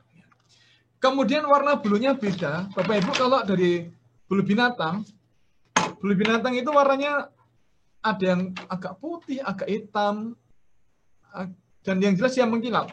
Nah kalau plastik fabrikan jelas warnanya seragam. Ini merah saja dan putih saja, merah dan putih saja. Ini merah dan putih dan kuning. Satu adonan pewarna mesti sama. Jadi kalau bulu binatang tidak sama dan bulu binatang itu mengkilap. Contohnya ini mengkilap ya. Kemudian ketebalan bulunya beda. Kalau buatan Allah itu pangkalnya tebal, ujungnya tipis. Buatan Allah, bulu binatang, rambut kita. Kemudian kalau buatan pabrik dari pangkal ke ujung itu tipisnya sama. Kemudian ukuran panjang pendeknya kalau dari plastik itu dicetak panjang sekali kemudian dipapak, dipotong sama, maka ukurannya sama. Nah kalau bulu binatang tidak sama. Sama juga dengan kita. Ini Ustadz Ekroman barusan pulang umroh ya. Itu rambutnya nggak ada itu, barusan pulang umroh barangkali. Nah nanti 3-4 bulan yang akan datang rambut tumbuh itu apakah sama panjang? Enggak. Ini Ustadz Hamim, Ustadz Abduh, ini kalau pulang umroh habis tahalul kan gundul ya. 3-4 bulan berikutnya rambut apakah sama panjang? Tidak. Jadi itulah bulu binatang juga begitu, tidak seragam ukuran panjang pendeknya. Kemudian ini contoh juga. Contoh dari merek ini King's Origin, ini merek Tactics, ini merek Celery, dan seterusnya. Nah, kemudian nutrien babi juga macam-macam ya, ada enzim yang kadang dipakai di berbagai produk ya, termasuk rennet. Bapak Ibu, rennet itu enzim yang banyak dipakai untuk membuat keju edam. Dulu semua keju edam itu dibuat susunya digumpalkan menggunakan enzim rennet yang diambil dari lambung anak babi dulu. Sekarang sudah ada produk-produk menggunakan microbial enzyme. Jadi tidak lagi menggunakan diambil dari babi begitu, tapi enzimnya dikembangbiakkan, diproduksi di laboratorium. Sehingga kemudian di Belanda sudah banyak keju edam yang punya sertifikat halal dari HAFFIA, Halal Authority of Food and Feed Inspection. Itu lembaga sertifikasi halal di Belanda, di Netherlands. Dan seterusnya belum terakhir. Insulin, Bapak Ibu, insulin itu kan macam-macam ya. Ada yang dari manusia, ada yang dari babi, ada yang dari sapi. Nah, insulin babi itu ternyata kenapa populer dipakai? Karena dia hanya selisih 1 asam amino yang berbeda dengan insulin manusia. Nah, kalau insulin sapi itu ada 3 asam amino yang berbeda.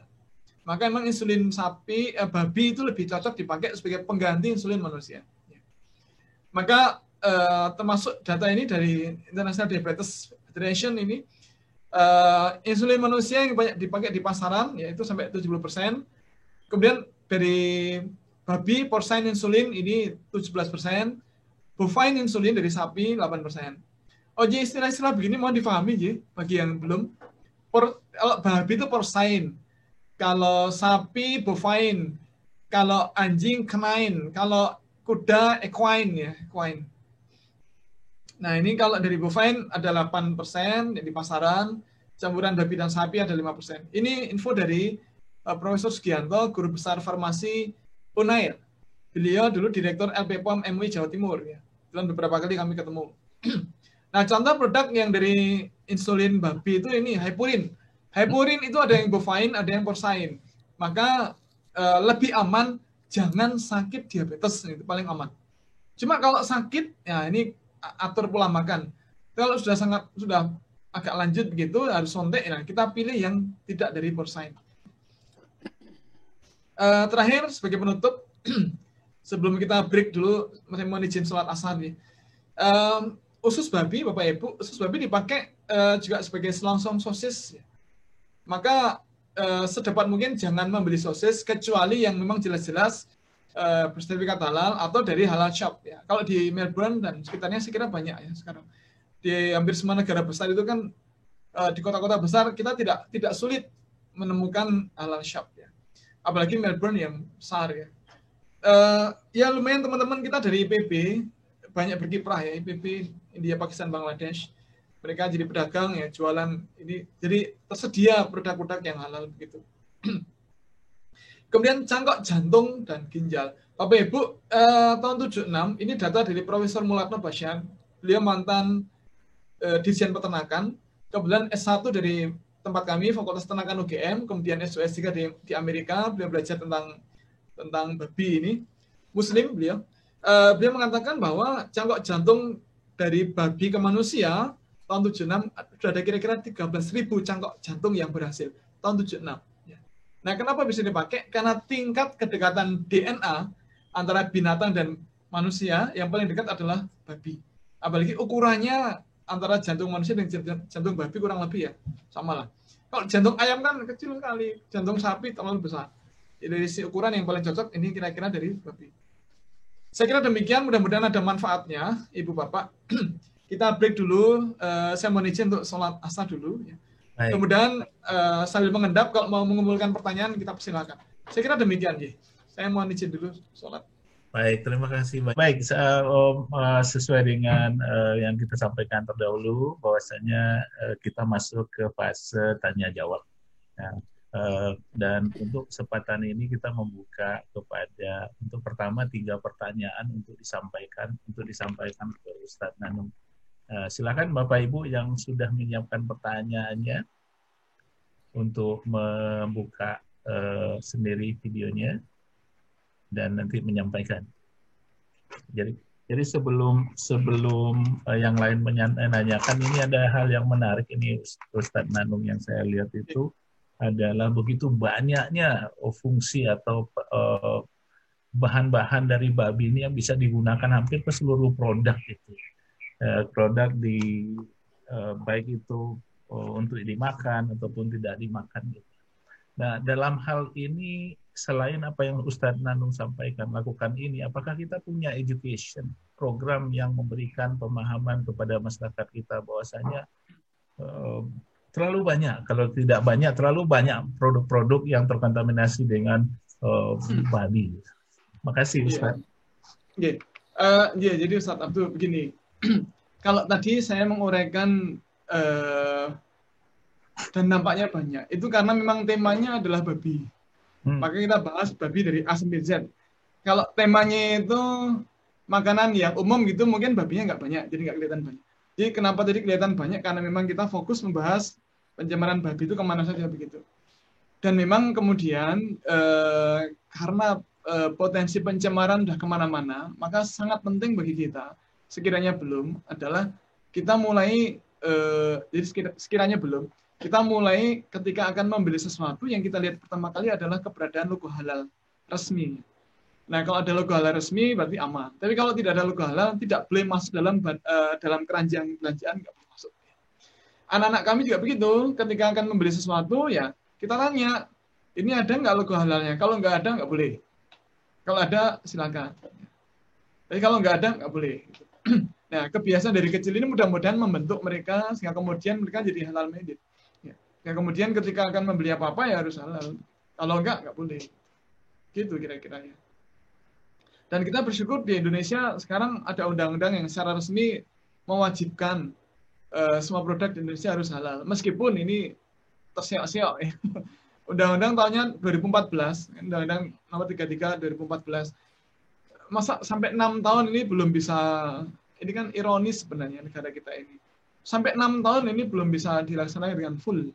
Nah, tapi mudah-mudahan ya kita harus optimis gitu. Mudah-mudahan setelah ini nanti lebih baik, mudah-mudahan. Gitu kira-kira.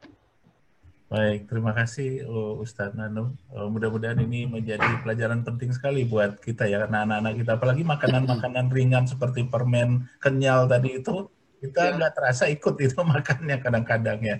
Baik, ini ada salah satu pertanyaan yang ada di chat. Assalamualaikum Ustadz, ini dari Faisal. Terima kasih atas sharing ilmunya. Saya sebenarnya banyak sekali yang ingin saya tanyakan, tapi satu saja dulu. Saya ketika di Indonesia tugas di Pekanbaru, persisnya di mana pusatnya umat Islam Melayu Sumatera, di kota itu dekat bandara atau resto khusus daging rusa. Banyak orang tidak aware dengan bagaimana itu rusa diperoleh, padahal jelas ditembak dan mati sebelum disembelih. Untuk kasus seperti ini, bagaimana kontrol pemerintah ini katakan akan mendukung wisata halal? Terima kasih Ustadz. Nah, ini dari jadi begini, ada dua hal. Pertama, rusa itu adalah binatang yang dia halal lidatihi, zatnya halal. Rusa termasuk herbivora yang ruminansia, dia halal lidatihi, zatnya halal. Maka kemudian tergantung bagaimana cara penyembelihannya atau bagaimana cara mematikan dia. Nah, maka di Islam itu ada fikih menyembelih binatang dan ada fikih berburu. Nah, kalau rusa ini rusa kamu datang ke sini ya, mau tak sembelih. Ya, kamu berbaring dulu ya, tak sembelih. Oke lah. Tapi kalau kemudian dia liar, kemudian diburu, maka penting untuk dipastikan bagaimana bagaimana SOP berburu yang syar'i itu dilaksanakan apa tidak. Jadi ada lima hal yang terkait dengan fikih berburu. Pertama, yang diburu adalah hewan halal. Nah, kalau diburu adalah babi hutan, ya jelas haram. Jadi yang pertama adalah hewan halal. Yang kedua, ketika diburu, hewannya harus masih dalam keadaan hidup. Jadi ketika dia dieksekusi gitu, ditembak atau ditombak, dipanah, dilempar senjata gitu, dia harus masih dalam keadaan hidup. Nah, kalau udah mati berarti dia bangkai. Jadi pertama hewan halal, kedua masih hidup, yang ketiga harus menggunakan alat yang bisa melukai, artinya mengeluarkan darah. Tidak boleh menggunakan alat yang hanya bisa membuat memar atau garotak. Atau hanya ya memar, darah tidak keluar. Nah, maka wajib menggunakan alat yang bisa melukai, artinya darahnya keluar. Boleh menggunakan senapan, boleh menggunakan tombak, boleh menggunakan belati, boleh menggunakan panah, gitu. Tidak boleh menggunakan ketapel. Tidak boleh menggunakan bumerang, tidak boleh. Jadi kalau mati yang menggunakan ketapel itu haram. Mati yang menggunakan bumerang, kena bumerang kemudian mati, nggak boleh. Kemudian yang keempat, ketika akan melepaskan senjata, misalnya pelatuk, sebelum menarik pelatuk atau sebelum menarik anak panah, sebelum melempar tombak, sebelum melempar pisau misalnya, itu wajib membaca basmalah. Karena di Quran surat Al-An'am ayat 121, Allah berfirman, Allah menegaskan, janganlah kalian memakan daging binatang yang tidak disebut nama Allah ketika disembelih. Maka membaca basmalah itu kewajiban. Kemudian berikutnya, bisa menggunakan hewan buruan, artinya hewan yang membantu untuk menarik atau mencari hewan yang kita buru. Jadi misalnya menggunakan anjing pemburu itu boleh. Tetapi ada syaratnya. Syaratnya adalah kalau hewan buruan sampai ke tempat kita masih hidup, maka hewan buruannya boleh kita makan. Tetapi bagian yang digigit anjing itu kita buang, dipotong, dibuang. Tetapi kalau hewan buruannya sampai di kita sudah mati, maka tidak boleh. Karena kita tidak tahu ini matinya karena buruan kita atau karena gigitan anjing. Nah, begitu. Nah, kemudian bagaimana kontrol pemerintah? Nah, ini sebatas yang saya ketahui ini. Jadi, karena pengetahuan saya sangat terbatas, maka sepertinya belum ada regulasi yang secara ketat mengatur terkait dengan buruan. Nah, oleh karena itu memang baik kalau kemudian misal dari asosiasi masyarakat gitu memberikan masukan pada pemerintah untuk mencermati hal semacam ini agar mudah-mudahan nanti menjadi lebih tenang ketika kita mengkonsumsi. Saya kira demikian. Baik, terima kasih banyak Ustadz. Kepada Bapak Ibu yang lain silakan bagi yang ingin menyampaikan pertanyaan untuk menyalakan videonya dan juga langsung saya mau tanya sedikit lah. Udah. Mas Nanung, tadi alhamdulillah presentasinya sangat lengkap, namun membuat kami yang tinggal di sini menjadi takut makan apa-apa nih kelihatannya. Takut menggunakan apa-apa juga. Jadi karena demikian banyaknya produk-produk yang berkaitan secara langsung dengan dengan babi itu, dengan whatever namanya yang bermacam-macam itu. Jadi yang gini, yang saya tahu kalau masalah gliserin, karena saya sering beli gliserin itu dari Indonesia itu dibuat dari kelapa sawit, dari sawit itu gliserin. Jadi insya Allah itu halal. Itu yang banyak kami pakai untuk membuat kosmetik. Jadi yang saya tahu untuk glycerol, untuk emulsifier itu tadi yang pengemulsi itu 80% emulsifier yang ada di Indonesia, di Australia itu dibuat dari plant memang. Jadi insya Allah halal. Tapi masih ada yang 20%. Jadi yang sering saya lakukan pribadi gitu atau yang sering saya tahu rekan-rekan lakukan adalah kita mengirimkan email biasanya ke produsen sesuatu yang kita ingin makan, misalnya ingin tahu bahwa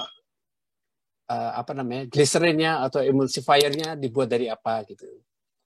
Jadi kadang-kadang konsep halal kita orang Muslim sama konsep halal pengetahuan dari produsen di sini itu agak berbeda. Mereka taunya sepanjang tidak babi halal. Padahal kan kita definisi halal kita itu adalah emulsifiernya dibuat dari apa, terus pewarnanya pakai apa, pakai minuman keras atau enggak, segala macam gitu. Apalagi tadi ada kesan bahwa roti-roti yang dibuat di sini mungkin kuasnya pakai kuas yang berasal dari Bristolnya babi juga. Itu kan di luar konteks pertanyaan kita, karena mereka tidak akan berpikir kayak itu. Jadi seberapa jauh usaha yang kita perlu lakukan sih sebetulnya untuk mengetahui bahwa apakah kita harus tanya semuanya, Bristolnya buat dari apa, menteganya dari apa, terus segala macam gitu. Karena pada konsep halal yang mereka tahu bahwa sepanjang tidak babi, oke. Jadi banyak juga teman-teman makan di restoran whatever gitu, sepanjang yang dimakan tidak babi halal semuanya. Jadi sampai kayak gitu. Jadi apa saran yang bisa kami dapat di sini, terutama karena Mas Nanung pernah tinggal juga di Skotlandia, yang bisa kita secara maksimal kita aplikasikan dalam kehidupan sehari-hari untuk menghindari segala macam perporkian itu, perbabian, whatever namanya, banyak banget tadi itu. Matur nuwun. Ya, jadi begini Bapak Ibu, ini kan baru satu judul ya, padahal paling nggak ada 17 judul. Nah, jadi di 17 judul kan diuraikan lengkap. Tetap begini, secara singkat begini, Bapak Ibu, materi ini tentunya tujuannya bukan buat kita takut, tetapi menjadi kita jadi tahu. Ibarat begini, kita dari rumah mau ke masjid dan kita tahu ciri-ciri halangan. Ini kan kita mau punya Islamic Center ya. Nah, kita tahu halangan yang semacam itu, misalnya itu adalah bom atau ranjau. Kalau kita injak kita bisa meledak. Yang ini lubang sumur. Kalau kita injak kita bisa terperosok. Yang itu sebelah sana itu ada ular tidur. Bentuknya seperti itu, ular tidur. Kalau kita injak dia bisa menggigit atau membelit kita. Yang di sebelah sana itu duri. Kalau kita injak kita bisa tusuk duri. Nah, maka kalau kita tahu ciri-ciri tadi itu, ciri-ciri ular tidur, ciri-ciri ranjau, ciri-ciri duri, ciri-ciri lubang, maka kita bisa menghindarinya dan bisa sampai ke Islamic Center dengan selamat. Maka kalau kita tahu ciri-ciri produk haram seperti apa, maka kita bisa menghindarinya dan bisa sampai ke surga dengan selamat. Jadi begitu target kita. Itu yang pertama. Yang kedua, tadi di awal kita sampaikan gliserin, biserol itu memang syubhat. Ada yang dari bahan yang halal, nabati, ada yang haram. Ada yang halal dari nabati, ada yang hewani syubhat, ada yang halal, ada yang tidak halal. Nah, maka memang karena syubhat, maka kita harus pastikan dulu. Nah, tadi Pak Ekroman mengatakan 80% itu dari nabati, plant-based. Oke, itu bagus, itu kabar bagus. Tapi yang lain kan nggak jelas. Nah, beruntungnya kita yang tinggal di UK atau di negara-negara Eropa termasuk Australia adalah hukum itu ditegakkan. Nah, karena hukum ditegakkan, maka kita bisa ngirim email ke perusahaan, ke customer service, kemudian kita nanya, ini bahannya dari apa? Maka mereka akan menjawab dengan jawaban yang benar. Mereka tidak berani menipu. Karena kalau jawaban menipu, kemudian konsumen itu jeli, oke lah, kita uji petik, kita cek di laboratorium, ternyata misalnya menggunakan PCR, ternyata ini ada babinya, berarti dia menipu. Nah, email tadi itu bisa sampai ke pengadilan. Itu karena hukum ditegakkan. Nah, kalau di Indonesia, gak laku itu. Uang yang main. Nah, kan begitu. Nah, kalau di Eropa, di Australia kita bisa. Nah, kalau di Anu nggak bisa. Yang ketiga, beruntungnya kita juga, ini kan kita harus bersyukur ala kulli hal atas segala sesuatu. Beruntungnya adalah madhab itu tidak hanya Syafi'iyah. Yang kita sampaikan tadi adalah cenderungnya itu ke Syafi'iyah yang sangat berhati-hati. Nah, di Saudi, kemudian di Dubai, di Uni Emirat Arab, kemudian di Libya, Suriah, itu madhabnya beda. Madhabnya adalah madhab Hambaliyah atau Hanabilah. Nah, madhab Hambaliyah dan Hanabilah itu cirinya adalah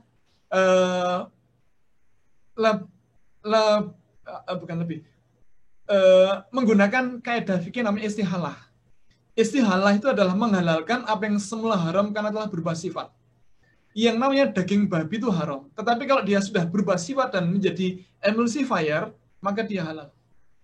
Maka tidak heran kalau kita itu ke miswalah misalnya. Miswalah.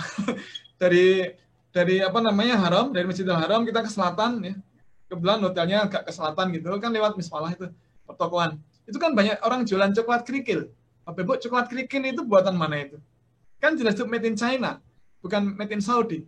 Nah, kalau coklat-coklat buatan Cina ya kira-kira bahan pengemulsinya itu bukan dari yang halal, tapi kemungkinan bisa dari babi. Nah, kenapa diizinkan masuk? Karena yang namanya emulsifier dan stabilizer dari babi itu sudah sangat berbeda dengan daging babi. Maka tidak ada masalah bagi para ulama dari Saudi. Termasuk misalnya ini, kalau kita lihat di Bin Daud, di restoran di supermarket di dekat Haram maupun di dekat Nabawi itu, kan banyak coklat-coklat impor yang dari Eropa. Itu gelatinnya nggak jelas itu. Gelatinnya nggak jelas, apakah dari babi atau bukan nggak jelas. Tapi kenapa diizinkan? Karena yang namanya gelatin itu sudah sangat berbeda dengan daging babi. Maka nggak ada masalah di sana. Bahkan termasuk penggunaan gelatin babi pada vaksin, penggunaan enzim tripsin pada vaksin, bagi para ulama di Saudi nggak ada masalah. Nah, kita di Indonesia kan madhabnya Syafi'iyah. Nah, Syafi'iyah itu hati-hati. Nah, hati-hati kalau dari babi nggak boleh, kecuali darurat. Nah, kalau vaksin ini kan darurat, maka jadi boleh. Itu, jadi ya alhamdulillah ada madhab Hambaliyah yang longgar. Lalu madhab mana yang paling benar? Ya semuanya benar. Semuanya benar. Kita tidak bisa mengatakan yang paling benar adalah madhab, nggak bisa. Karena ulama-ulama kita di Indonesia, itu pun belajarnya ke Saudi. Jadi ulama Syafi'iyah belajar ke Saudi. Kemudian Ustadz Abdul Somad itu belajarnya ke Maroko. Maroko itu madhabnya Malikiyah. Jadi benar. Keempat madhab semuanya benar. Dan kita sebenarnya boleh, pindah madhab itu boleh. Bapak Ibu, kalau pas kita sholat di Masjidil Haram, di Indonesia, madhabnya apa? Syafi'iyah. Syafi'iyah itu kalau membaca Al-Fatihah, sholat subuh, maghrib, isya, kan basmalahnya kan dijahar. Nah, sedangkan di Saudi, madhabnya Ambaliyah, basmalahnya adalah sir. Nah, pas kita jadi makmum di sana, lah imamnya kok Ambaliyah, apakah sholat kita diulang? Tidak. Berarti kita pindah madhab itu boleh. Nah, jadi ada keringanan, termasuk ketika kita di Australia, kita pakai madhabnya Ambaliyah boleh, Malikiyah boleh, Syafi'iyah boleh, begitu. Jadi karena Islam ini tidak memberatkan, maka memang kemudian ada rukhsah dan segala hal gitu. Kira-kira demikian. Alhamdulillah. Mudah-mudahan jadi lebih tenang, Pak Ikroman. Alhamdulillah. Jadi semangat mau makan lagi nih. Masya Allah. Kita barbekyuan aja nanti Ustaz kalau ke sini. Jadi kalau barbekyuan insya Allah dagingnya halal lah. Selain itu kita vegetarian aja. Saya masih menganggap itu hoax, belum ada bukti undangan. Siap nanti Ustaz Abduh yang itu. Tapi kalau Bapak belum bilang saya nggak berani. Belum bilang nggak berani. Baik, Masya Allah, ini luar biasa sekali Ustaz. Nah, kita masih ada mungkin 1 atau 2 pertanyaan lagi. Kalau belum ada yang nanya, mungkin saya tambahkan pertanyaan satu lagi yang saya agak concern itu Ustaz, yang seperti bakso yang yang dikonsumsi oleh publik dan banyak hal produk-produk lain terkait yang Nah, ditambah lagi kalau dari berita Ustaz tadi itu bahwasanya daging babi itu ternyata jauh lebih murah daripada daging sapi gitu kan. Nah, ini agak merinding juga ini maka dengan informasi seperti ini kembali masalah share information sama edukasi apa yang memungkinkan bagi masyarakat. Nah, kalau dalam kondisi ekonomi agak sulit, tertipu-tipu dikit mungkin orang akan beli yang murah gitu. Ya, maka memang di kami Pak, saat ini edukasi melalui platform online seperti Zoom, kemudian juga kemarin titip ke YouTube itu jadi sangat bermanfaat sekarang. Dan materi kuliah halal kelas itu kemudian ya kita share ke masyarakat, sehingga kemudian semakin banyak masyarakat yang tahu lah. Ya kita kan berusaha semaksimal mungkin di bidang kita masing-masing memberikan masukan ke masyarakat agar masyarakat menjadi semakin baik setelah hari ini kan begitu. Nah termasuk begini, ada teman kakak angkatan saya masih muda, usia baru 2 tahun di atas saya, tetapi udah profesor, luar biasa beliau. Dulu S3 beliau di Jepang, belajar PCR mendeteksi kandungan babi pada berbagai produk makanan. Nah tertarik kalau di Jogja, ini kira-kira bakso ini bagaimana, aman apa tidak? Nah kemudian dia ambil sampel. Ternyata dari 20 sampel bakso dicek pakai PCR yang ada kandungan babinya cuma 8 dari 20 itu kan berarti 40% itu, gak main-main. Nah kemungkinan itu dari penggilingan yang campur. Jadi orang sembarangan menggilingkan, wah cuma giling sana ya gak apa-apa, ternyata campur babi. Nah oleh karena itu memang harus cermat ini. Kasus itu banyak, ya kita ada banyak info-info begitu, kita kantongi begitu. Kantun Ustaz.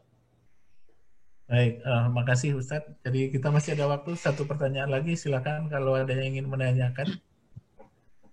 1, 3, 2, 1. Nah, kalau tidak ada lagi, kayaknya sepertinya materinya sangat dipahami Ustadz. Tetapi yang lebih selain dipahami agak ngeri-ngeri ini, seperti Pak Ikroman bilang. Mudah-mudahan ini menjadi suatu pemicu buat kita belajar lebih banyak tentang halal dan haram. Insya Allah. Baiklah Bapak Ibu yang dimuliakan Allah, sebagaimana agenda kita berikutnya adalah pembacaan doa yang insya Allah akan disampaikan oleh Ustadz Muhammad Edward. Kepada Ustadz silakan.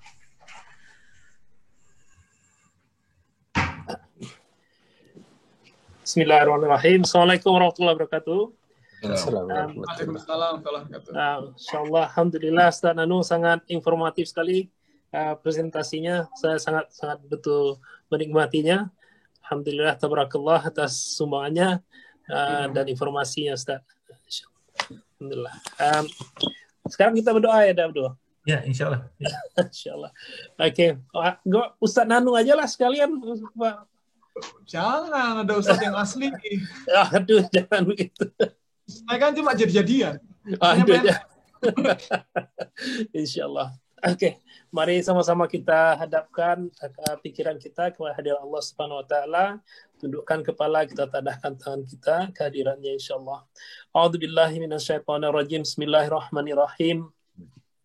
Alhamdulillahi Rabbil Alamin hamda yufi ni'amahu kafi mazidah ya Rabbana wa lakal hamd kama yanbaghi li jalali wajhikal karim wa adhi sultanik.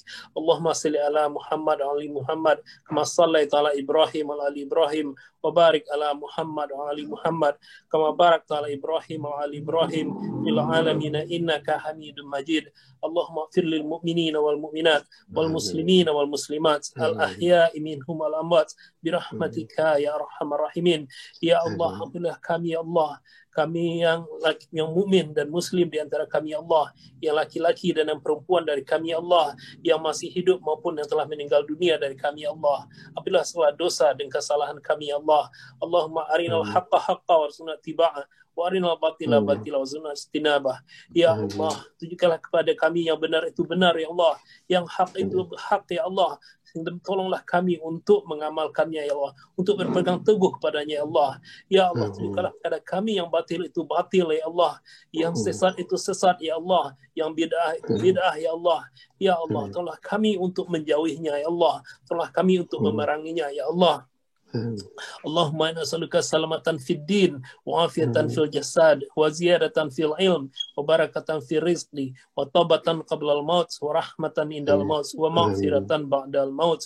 Ya Allah, tolonglah kami untuk menjaga ya Allah, berilah kami keselamatan dalam agama kami ya Allah. Lindungilah akidah kami ya Allah.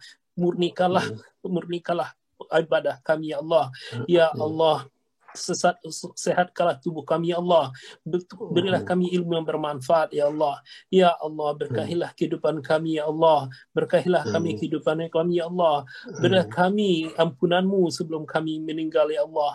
Rahmatilah kehidupan kami ya Allah, dan masuklah kami ke surgamu ya Allah. Allahumma alif baina qulubina wa aslih data bainana wahdina subulas salam wa najjina minadh dhulumati ila nur wa jannibna ma fawahisata ma dhahara minha wa ma batan wa barik lana fi asma'ina wa absarina wa qulubina wa azwajina wa dhurriyyatina wa tub alaina innaka antat tawwabur rahim. Ya Allah, satukanlah hati-hati kami ya Allah, satukanlah kuatkanlah persaudaraan kami ya Allah. Kalau ada kebencian, iri dengki dan hasad dalam hati kami ya Allah, jauhkanlah ya Allah, lenyapkanlah dalam hati-hati kami ya Allah. Ya Allah, berikanlah kami hidayah kepada jalan keselamatan ya Allah. Hidayahkanlah kami, tunjukilah kami dari kegelapan menuju cahaya keimananmu ya Allah. Ya Allah, lindungilah kami dari segala maksiat dan segala dosa, baik yang nampak maupun yang tersembunyi ya Allah. Ya Allah, berkahilah penglihatan dan pendengaran kami ya Allah, berkahilah hati-hati kami ya Allah, berkahilah pasangan hidup kami ya Allah, berkahilah anak-anak kami ya Allah, dan terimalah taubat kami. Sungguh Engkau Maha Penerima taubat lagi Maha Penyayang. Rabbana atina fid dunya hasanah wa fil akhirati hasanah wa qina adzabannar. Ya Allah, berikanlah kepada kami kebaikan dunia dan kebaikan di akhirat, dan lindungilah kami dari siksaan api neraka. Rabbana taqabbal minna innaka antas samiun alim wa tub alaina innaka antat tawwabur rahim. Ya Allah, terimalah doa kami ya Allah, sungguhlah Engkau Maha mendengar lagi Maha mengetahui, dan terimalah taubat kami ya Allah. Terimalah taubat kami ya Allah, sungguh Engkau Maha Pengasih lagi Maha Penyayang. Subhana rabbika rabbil izzati amma yasifun wa salamun alal mursalin walhamdulillahi rabbil alamin. Amin.